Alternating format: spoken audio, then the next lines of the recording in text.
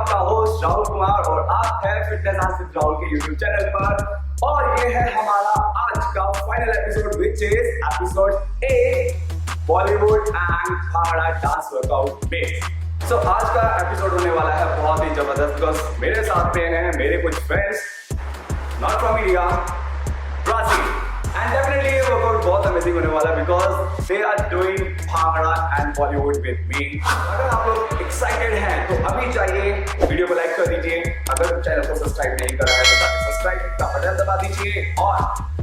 Stay tune रहिए हमारे पूरे वीडियो के लिए बिकॉज ये है छोटा सा प्रोमो जिसकी आप झलक देख रहे हैं एंड डेफिनेटली जो मेन वर्कआउट होने वाला है वो बहुत ही जबरदस्त और हाई इंटेंस होने वाला है। मैं बहुत एक्साइटेड हूँ और आप भी एक्साइटेड रहिए, एक्साइटमेंट बचा के रखिए बिकॉज जल्दी ही वीडियो रिलीज हो रहा है। Till then take care, have fun and stay tuned, bye bye.